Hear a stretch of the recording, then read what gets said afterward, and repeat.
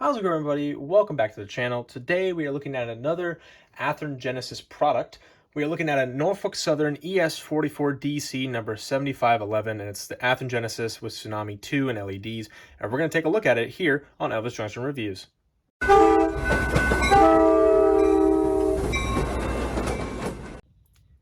Alright, you're going to have to ignore the birds. It's spring, so you know they're out and they're chirping away, so please just try to ignore those. Don't worry, they aren't during the sound demo, so don't worry about that. So, on to history.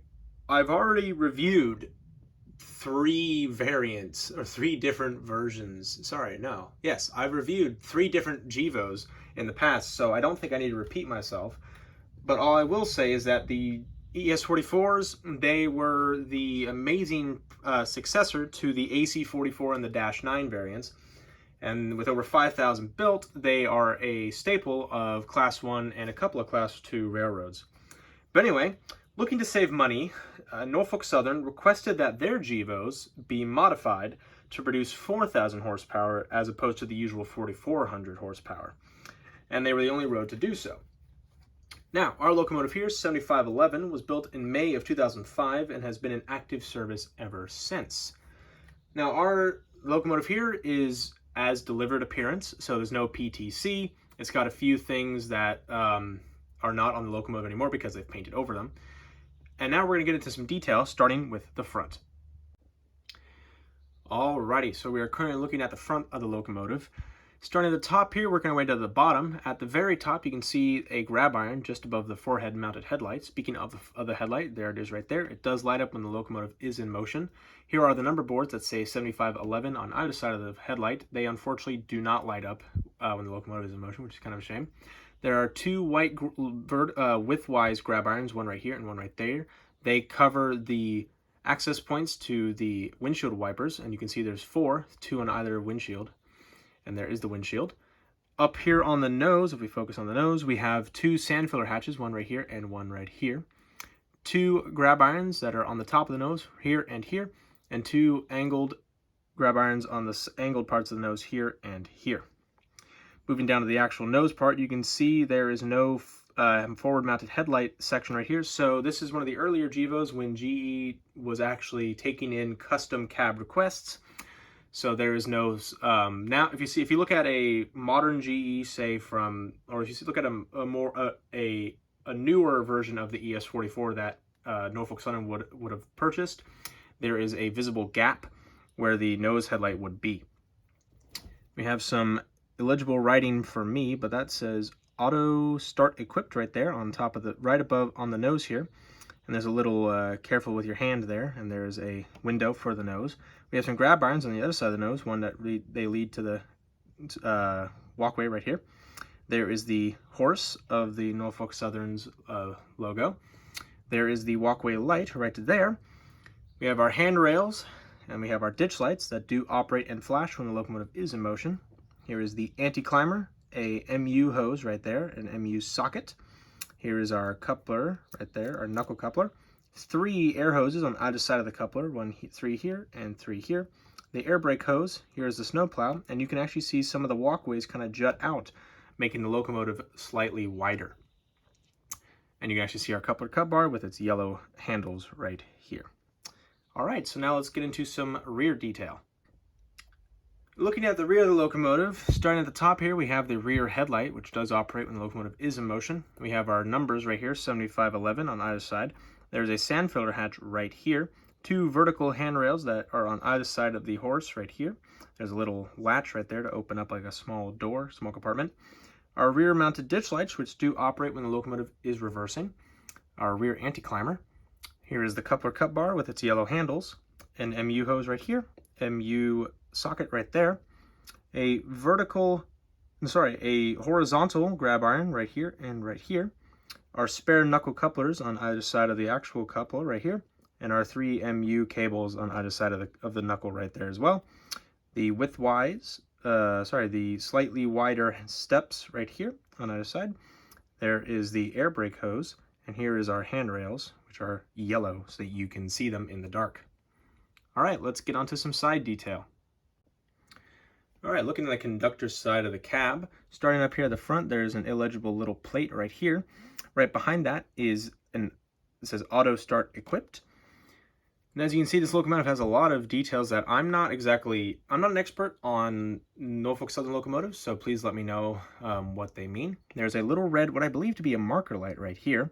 Underneath the cab windows is a under warranty, and then there's our number right there, 7511. It says NS right there, and this is an ES40DC. Like I said in the history, this has 400 less horsepower than most ES44s. Down here we have an F to indicate this is the front of the locomotive. We have some electrical panels right here, electrical boxes and all that. Here is a jack pad, some more electrical boxes here. There is the E-bell, and it's all black. And here's the trucks as well. And these, unfortunately, these rolling caps do not roll. They do not when the locomotive is in motion. Kind of a downside, but that's okay. And you can see all the steps right here, and then they have white stripes right there. And there's yellow. And there's a long white sill stripe that extends the length of the locomotive.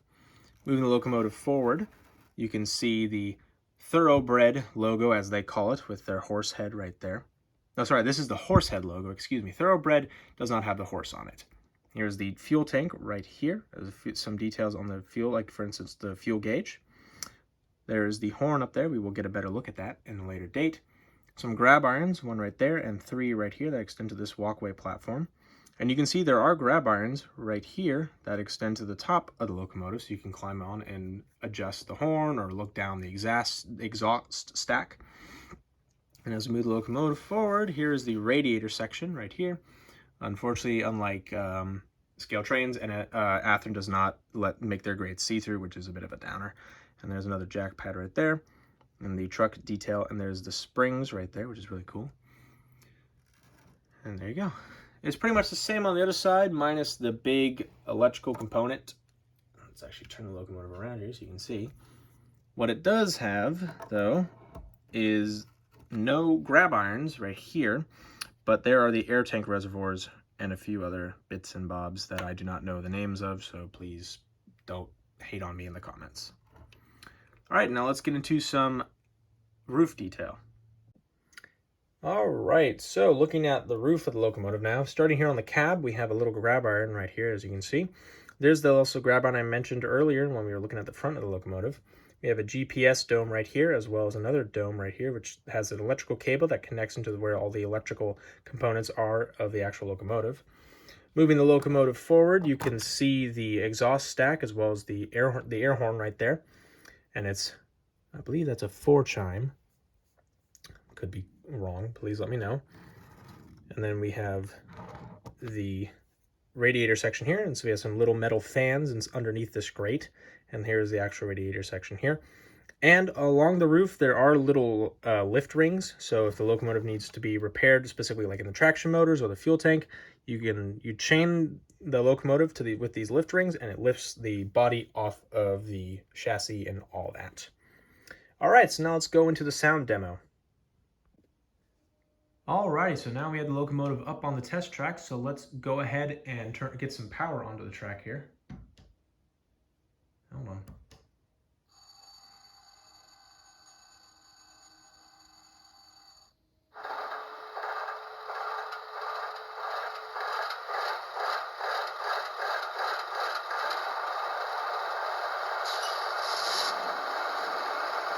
Alrighty, so now we have our locomotive has started up, so let's put on F0 activates the front headlight. There it is. F5 for a tsunami sound. That is ditch lights. So you can say that they are on. F6 should turn on the number boards. No, it does not. Alright. That's that question. Alright. F1 is the bell. F2 is a longhorn.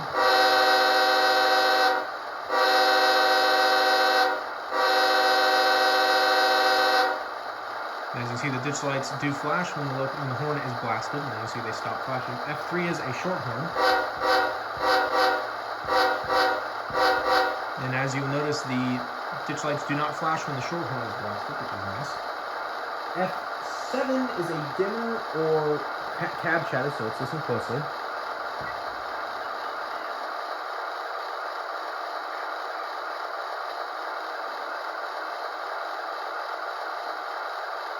You can just hear the cab shadow in there. Let me try to hear it again.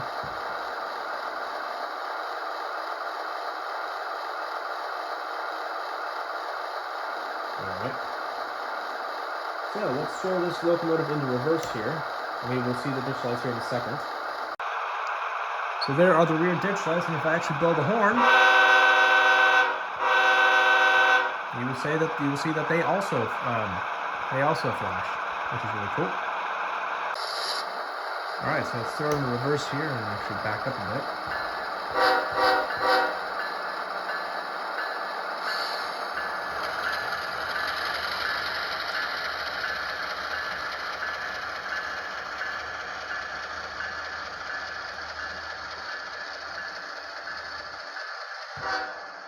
And now let's bring it forward here.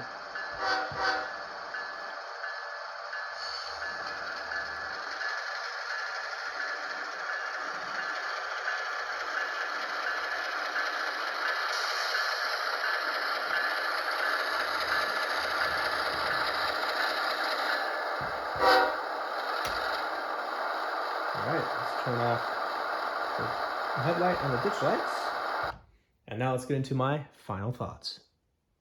So overall, I thought this was a really good looking locomotive and it sounded great, and my only issue with it was that I felt it was a little on the lighter side compared to some of the other locomotives that I have, specifically the Gevos that I've purchased in the past. But I still recommend you look for one if you can, especially if you do early 2000s modeling, especially like just as the Gevos came out, because this locomotive came out, as I said, in May of 2005, so the Gevos had just come out. So it's very cool looking, and I think it's a very, very nice looking locomotive, and I would definitely recommend you get one. I bought mine from Lombard Hobbies, and there will be a link to their website in the description down below. But thank you very much for watching. If you enjoyed, please hit that like button. Also subscribe if you have not, and then hit that notification bell to see when I upload next. But anyway, thank you very much for watching, and I'll see you guys in the next video. Bye for now.